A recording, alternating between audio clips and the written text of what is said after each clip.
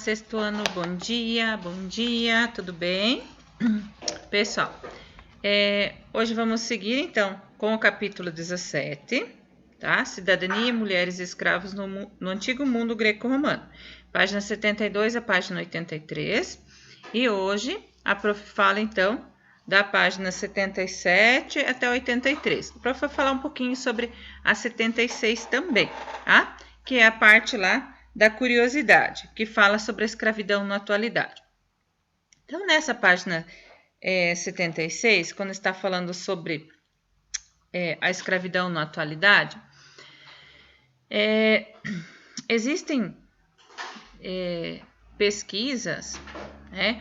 O Ministério do Trabalho divulgou, inclusive aparece aqui no início de 2017, então andava alguma coisa que 2019 também teria saído uma lista suja de empregadores que mantêm as pessoas em condições de trabalho análogas à escravidão. Ou seja, que essas pessoas, elas trabalham, elas não podem sair da empresa que elas trabalham em fazendas e tal. Então, o salário que eles ganham é irrisório. Quando é que ganham? Porque eles trabalham pela comida e pelo pouso, ou seja, pela comida e para morar na fazenda, por exemplo. Tá? A maioria desses casos são, então, em fazendas, tá? Tem situações de empresas têxtil, que é de tecidos, né? Carvoarias, seriam esses três os que mais ocupam esse trabalho dessas pessoas em forma praticamente escrava, tá? Até, agora a prof não lembra, mas um café extremamente famoso comprava de uma dessas fazendas, né, de café.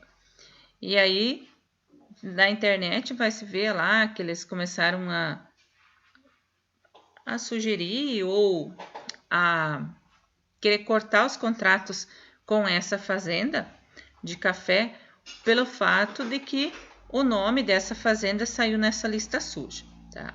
Então, assim, a escravidão, ela é proibida no Brasil por lei, porém, existem muitos casos. Aí, no texto de vocês, aparece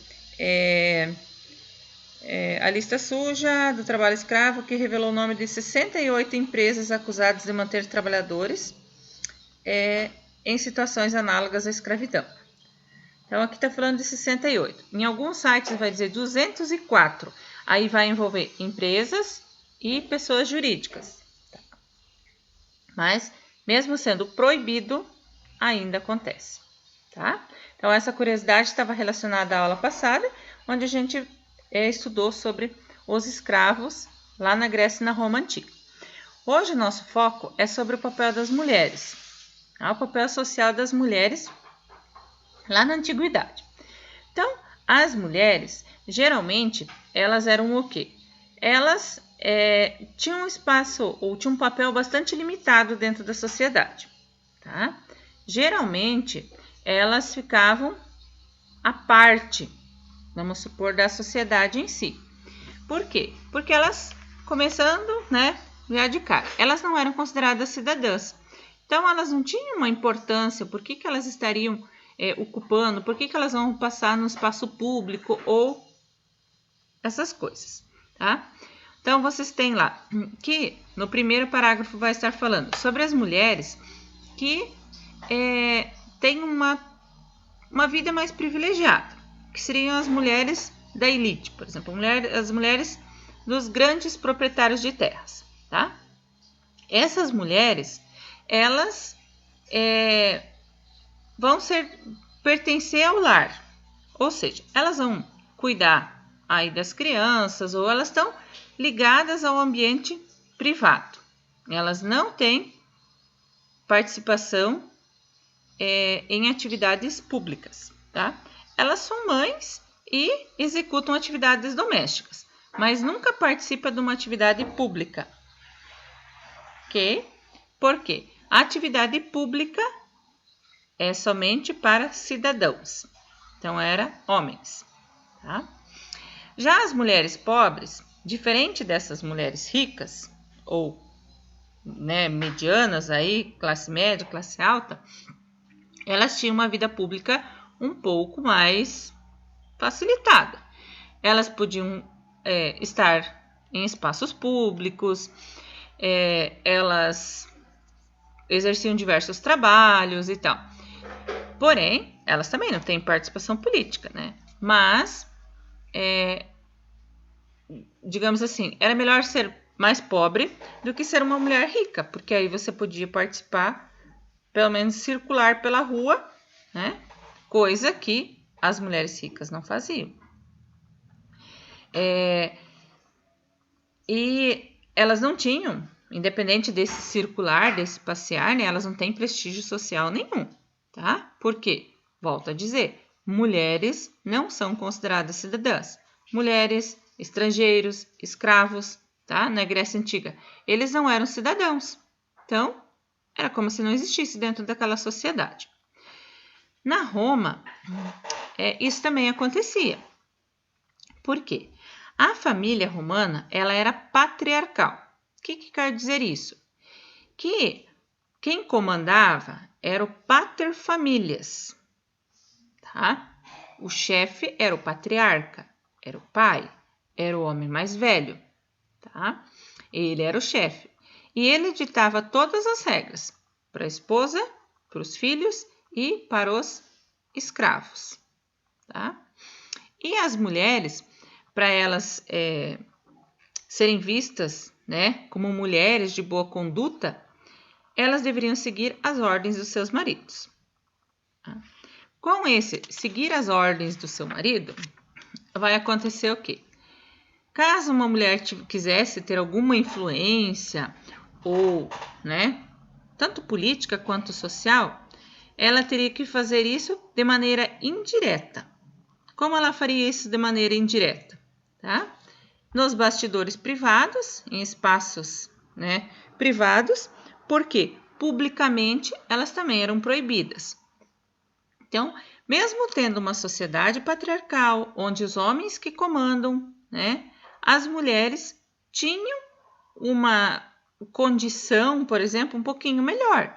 Por quê? Elas poderiam convencer os maridos, elas poderiam conversar com os maridos e eles propor as ideias delas. Então, quando a gente vai pensar sociedade patriarcal, onde o homem vai mandar, parece uma coisa que, né, ele manda na mulher, nos escravos e nos filhos. Né? A impressão, nossa, que tipo é super mandão, que não pode fazer nada e tal. Não, elas poderiam conversar com os maridos e os maridos estar representando as ideias delas, tá? Então, assim, mesmo que em Roma a participação social das mulheres fosse um pouquinho maior, se a gente for comparar ao contexto da Grécia, a vida das duas mulheres era bem parecida nas duas sociedades, tá? Aí depois vocês têm a questão invertida, tá? Na questão invertida, você vai estar relacionado lá que a Grécia ela seria o berço da democracia, tá? Que foi um exemplo, né? A Grécia-Roma antiga, exemplo de cidadania, de democracia, de república e tal, tá? Porém, essa cidadania, essa democracia aí, ela não incluía mulheres, escravos, estrangeiros, tá? Então, será que de fato existia democracia na Grécia e na Roma antiga? Será que isso realmente existia? Ou, né? Porque o que a gente entende por democracia? Que é um governo de todos. Não é um governo de todos? Sim. É o que nós vivemos hoje em dia, onde as pessoas têm participação política. Aí vocês devem estar pensando assim, prof, mas como eu tenho participação política? Né? Mas as nossas leis vão dizer o quê? Quando você tiver 16 anos, já é opcional, né? Você pode estar participando das eleições ou a partir dos 18 anos. Então, essa é uma regra, mas você vai ter essa participação política. Outra coisa, né? Todos têm os mesmos direitos. Então, se você nasceu no Brasil, não importa se você nasceu aqui em Marechal, se você nasceu lá em São Paulo, se você nasceu lá em Santarém, na Bahia, se você nasceu lá em Goiás, no Pernambuco, não importa onde você tenha nascido, os seus direitos são iguais, tá? Então, isso sim seria o democracia. Naquele momento lá, né, pode-se dizer que existia uma democracia? Será? Tá? Aí depois vocês têm os exercícios, o exercício 3 lá, que vai estar falando sobre o voto feminino na democracia contemporânea. Então, a democracia contemporânea está relacionada ao hoje em dia. Tá? Então, lá, aquelas mulheres, elas não podiam participar da política, né? Que se elas fossem ricas e poderosas e tal, elas não tinham essa condição, tá? E tanto na Roma quanto na Grécia. E hoje em dia, então, as mulheres, elas têm uma participação política já, tá? Depois, no Você é o Historiador, vai estar falando do texto do Aristóteles, um filósofo, e ele vai estar falando sobre hierarquia familiar em Atenas.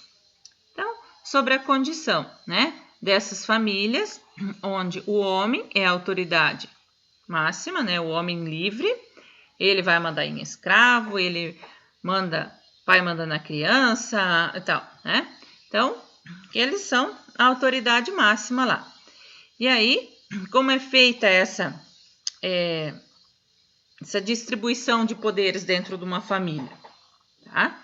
Segundo Aristóteles, o homem livre, ele é visto como cidadão e como patriarca. Tá? Então, ele detém poderes sobre os filhos, sobre a mulher, sobre os escravos. E isso é uma virtude. É isso que precisa ser para realizar essa tarefa. Tá? Por que ele tem mais poder? Tá? Ele tem. Por quê? Porque ele é um homem livre. Então, é a ele que cabe isso, ter esse poder sobre os outros. Tá? E para o Aristóteles ainda, ele não defendia que o direito devia ser igual a todos. Tá? Por quê? Para ele, as virtudes morais, elas são diferentes entre as pessoas. E por isso que alguns devem desempenhar algumas funções e os outros outras. E aí caberia a parte política aos homens livres. E aos demais, então, os outros trabalhos, como a gente já falou na aula da segunda-feira. Tá? Aí vocês vão ter os exercícios lá, a partir do exercício 4, o 5 e o 6. Tá? E aí hoje no nosso chat nós vamos falar sobre o desafio que tem lá na página 82. Tá? Dão uma lidinha, já dão uma pensada, porque diz assim, lá diz, faça uma breve pesquisa, não tem que fazer pesquisa, tá? Sobre o que vocês já conhecem, o que vocês já sabem, sobre isso que a gente vai conversar. Diferenças entre homens e mulheres na sociedade contemporânea. Existe diferença entre homem e mulher hoje em dia? Sim ou não? Quais são, se elas existem? Tá? É sobre isso que a gente conversa no chat depois. Beleza, pessoal? Quem quiser anotar, pode anotar no cantinho aqui da página ou numa outra folha, mas pode ser aqui mesmo no próprio livro, tá? Faz lá. Se você acha que existe diferença entre homem e mulher, se você acha que existe, quais são elas? E se você acha que não existe diferença entre homem e mulher hoje em dia, por que você acha que não tem diferença? E como que a gente pode dizer que isso é igual? Tá? Depois a gente conversa.